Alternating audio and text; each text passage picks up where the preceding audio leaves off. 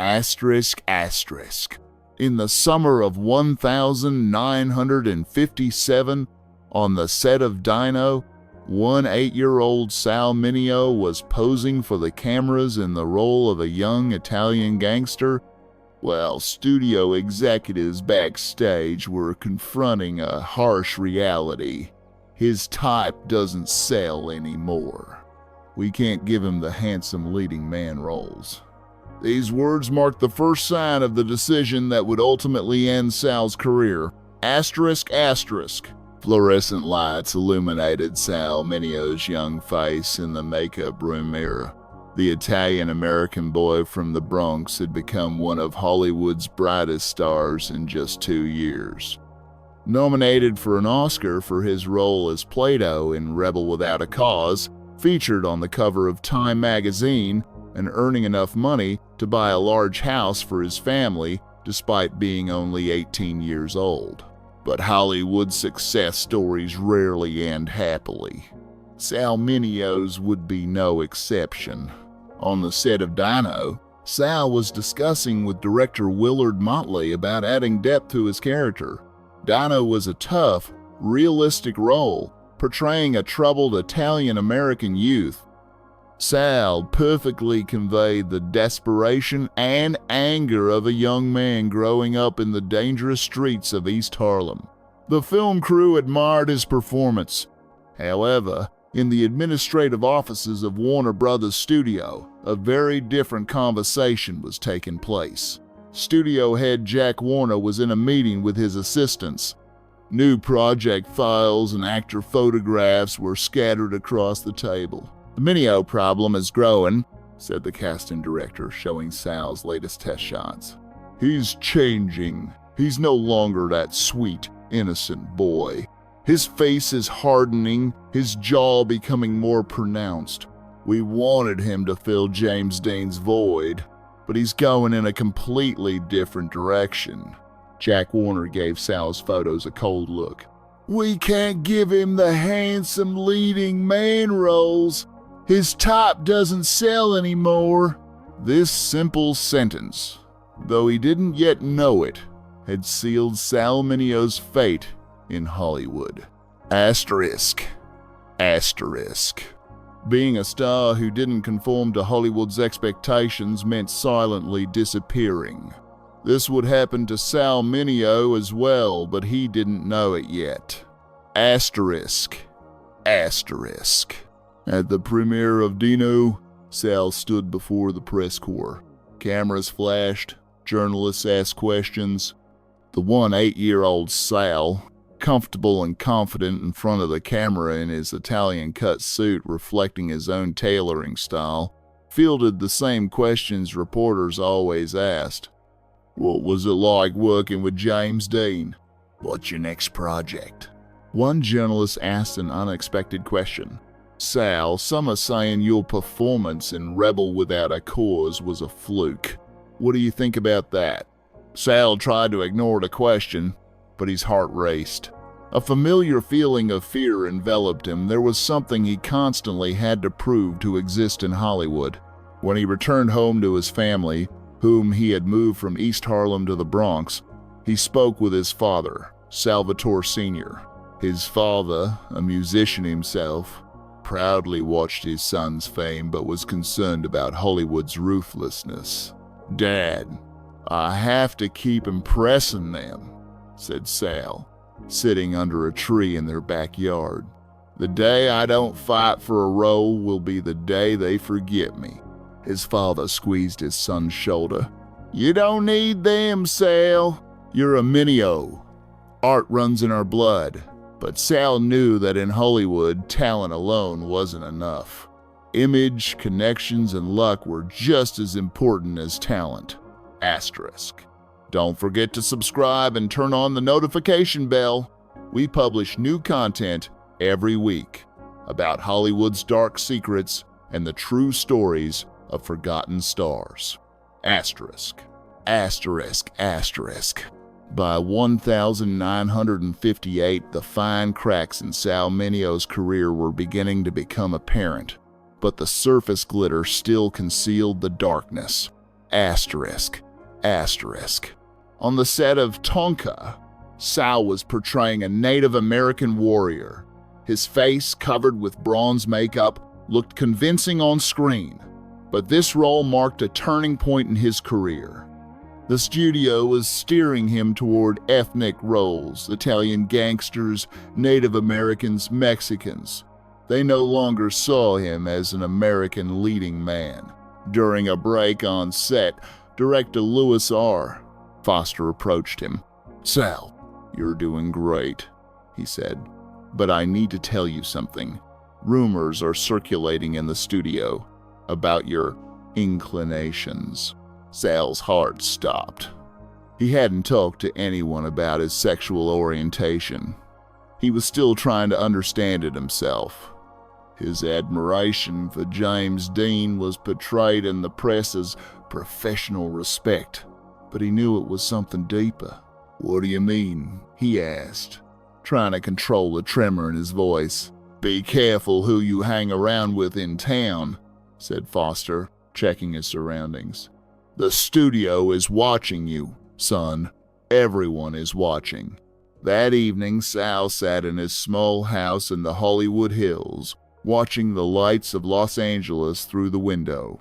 His life was a tangle of contradictions. His public image, sweet, young, a star adored by girls. And his real identity, a young man grappling with questions, uncertainties, and a truth that Hollywood would never accept. When his phone rang, the caller was inviting him to one of Hollywood's most exclusive parties. "Bring Jill Hayworth, too," said the producer's assistant. "You two make such a cute couple." Jill was a young actress Sal had met on the set of Exodus. The studio encouraged them to appear together. It was a perfect Hollywood ploy, a young couple, headlines in the press, romantic stories in fan magazines. When Sal hung up the phone, his sense of loneliness had deepened. Asterisk. Asterisk. Within Hollywood's false reality, Sal Mineo was losing himself. The gap between the life he lived in front of the camera and his inner world grew wider every day. Asterisk. Asterisk. In 1959, on the set of A Private's Affair, Sal was forced to confront the change in his career more openly. He could no longer get leading roles. In this film, he had a small role in a musical comedy. When he arrived on set, the excitement that once greeted him was gone. "Mr. Mineo, we've been expecting you," said an assistant coldly, directing him to a crowded dressing room. "You'll be sharing this space with the other supporting actors." When Sal entered the dressing room, he saw small areas prepared for 5 different actors. The star, who was once pampered with private dressing rooms, personal assistants, and constant attention, was now just an ordinary actor. Exodus had given him some hope. Director Otto Preminger appreciated his talent and gave him an important role. The film could have been a renaissance for Sal, and it was his performance earned him his 2nd Oscar nomination. But even the nomination couldn't change Hollywood's shifting attitude toward him. The night he was nominated for an Oscar, as he wandered through the party hall, the producers and directors who once surrounded him were now interested in other young stars. While sipping his drink alone in a corner, his old friend Dennis Hopper approached. "Congratulations, Sal," he said. "You deserved it." "Thanks, Dennis," said Sal with a forced smile. "But this nomination feels cursed. It's like they're saying, 'Let's give you a farewell gift,' and then you disappear." Hopper leaned in, checking his surroundings, and whispered, "Hollywood hates 2 things, Sal. Change and truth. You represent both." Asterisk, asterisk. In the early 1960 seconds, Sal Mineo could no longer appear in big-budget films. But his artistic passion and desire to tell the truth hadn't abandoned him. Asterisk, asterisk. After his second Oscar nomination, his phone stopped ringing. When he called, he was told there were no suitable roles for him in the studios. Sal sensed the truth was different.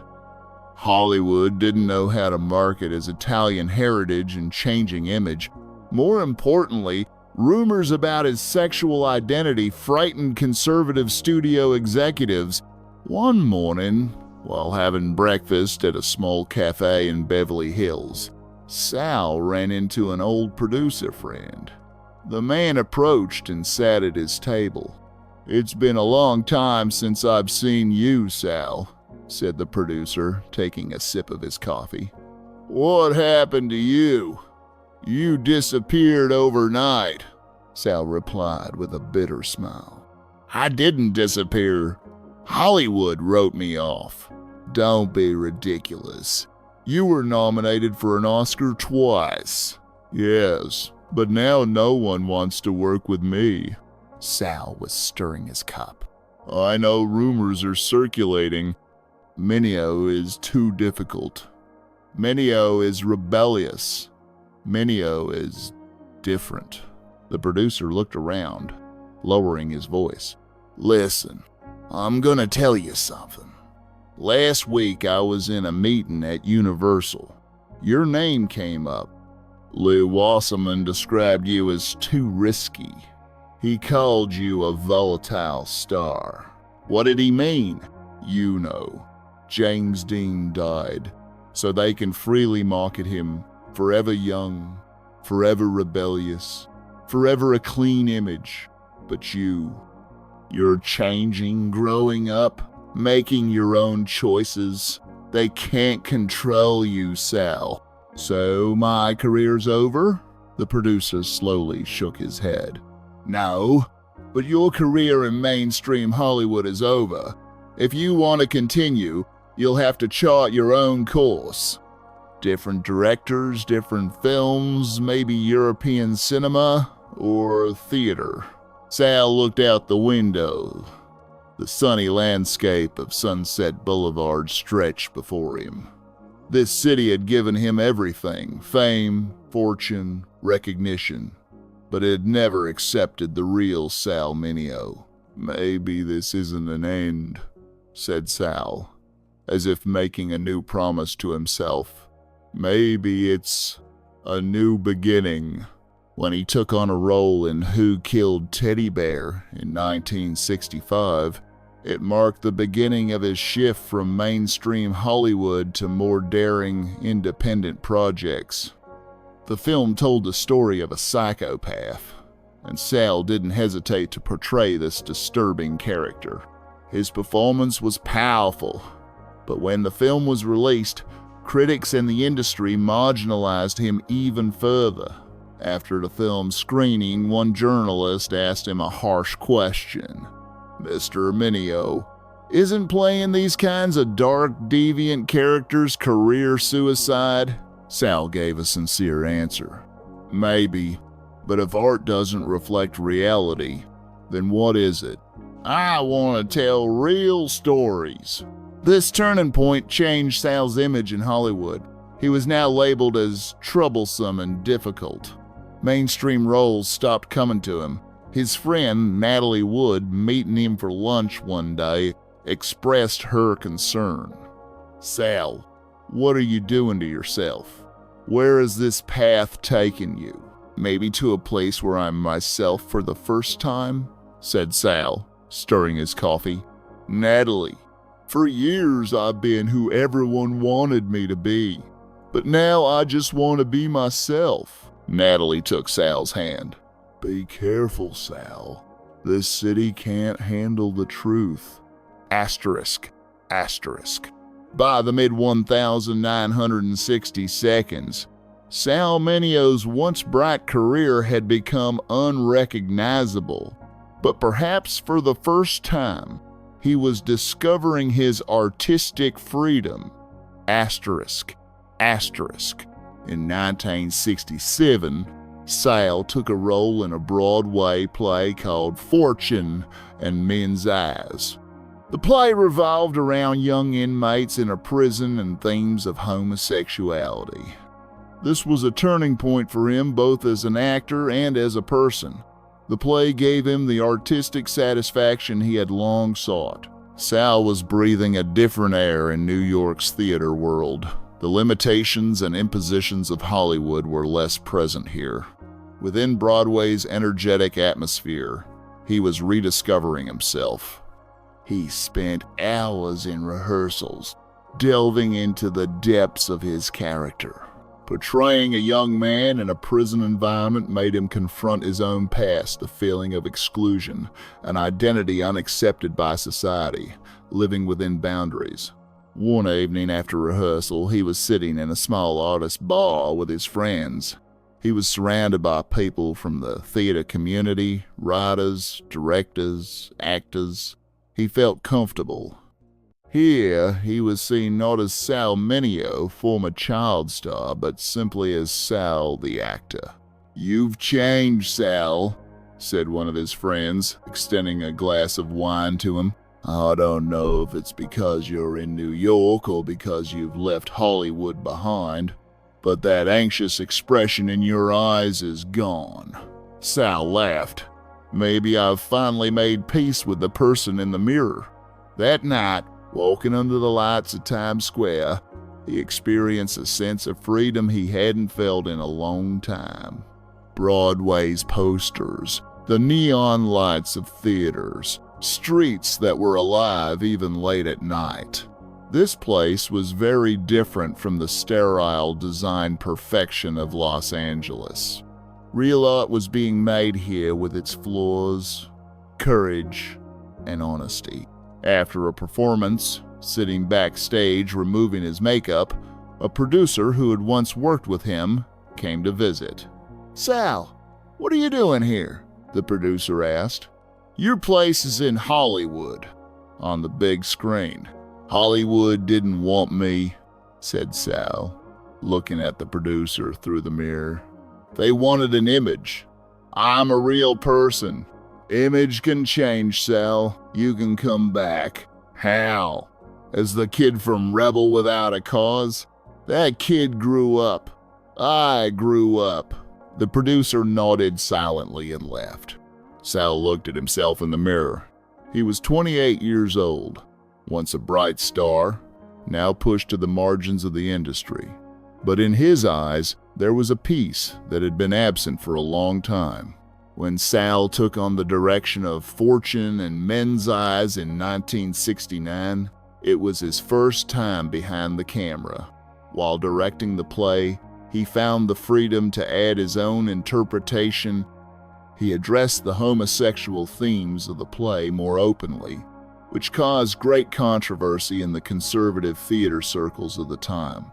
But for Sal, these projects were no longer just career moves, but personal forms of expression. Asterisk, asterisk. By the early 1970 seconds, Sal Mineo had become a talent waiting to be rediscovered. With Hollywood turning its back on him, he was carving his own path in theater and independent films. Asterisk, asterisk. In 1971, sitting in an apartment in Los Angeles, Sal was waiting for a phone call from his agency. Among the messages left on his answering machine was an offer that might have once been exciting, a small role in a low-budget film. While taking notes in his notebook, Sal was contemplating the flow of his life. Despite his Oscar nominations, he was now 32 years old and nearly unemployed. He had experienced Hollywood's ruthlessness firsthand, but at the same time, he had also gained his artistic independence. He was now developing his own projects not only as a director but also as a producer. After Fortune and Men's Eyes, he'd begun working on other plays and films with similar themes. One day, during an interview, a journalist asked him, "Sal, do you want to return to Hollywood?" Sal took a deep breath. "Hollywood was never a real home for me," he said. "They tried to fit me into a mold, but I didn't fit. Now I'm charting my own course." Asterisk, asterisk. The year 1976 began as a hopeful one for Sal Mineo. He was directing a new play called P.S. Your Cat is Dead, and role offers was slowly beginning to increase. Asterisk, asterisk. On the night of the 12th of February 1976, while returning home, Sal Mineo was attacked in the parking garage of his apartment in West Hollywood. Wounded with 3 knife stabs, Sal died en route to the hospital. He was only 37 years old. The murder was claimed by a thief named Lionel Ray Williams, but many believed it was a hate crime. Although Hollywood had rejected him, Sal Mineo's death made headlines. At his funeral were his family, old friends, and a few loyal friends from Hollywood. Names like Natalie Wood, Dennis Hopper, and Nick Adams, James Dean's close friend, and also Sal's friend, who had also tragically lost his life at a young age, were remembered. Sal's life had begun under the bright lights of Hollywood and ended in their shadow. But in the process, he had found his own voice. He had rejected the image dictated to him by the industry and discovered his own artistic expression. Today, film historians and critics remember Sal Mineo as a true talent of Hollywood. 2 Oscar nominations, countless films, theatrical plays, and directorial works are part of his legacy. But perhaps his most important legacy was his courage to move forward on his own path despite an industry that once excluded him. Asterisk, asterisk. Sal Mineo's story is a reflection of Hollywood's triumphs and tragedies. Stars are born, shine, and fade, but true artists chart their own course in both light and shadow. Asterisk, asterisk. Sal Mineo was perhaps one of the stars Hollywood wronged the most. His career was caught between the industry's changing expectations and his unchanging identity, but he remained faithful to his art. We can see Sal's story as an inspiring lesson for many young actors and artists even today. The conflict between industry expectations and personal integrity is a struggle many artists experience. Sal Mineo may have tasted Hollywood's glitter and gotten lost in its darkness, but he never lost his own light. And perhaps most importantly, he showed the courage to live his own truth. This is not just a Hollywood story, but the story of a person struggling to find his own way. Asterisk. If you enjoyed this video, don't forget to subscribe and turn on the notification bell. Follow us for more content about Hollywood's forgotten stars and the dark secrets of the film industry. Share your thoughts in the comments. Do you think Hollywood should have given stars like Sal Mineo a second chance? Asterisk.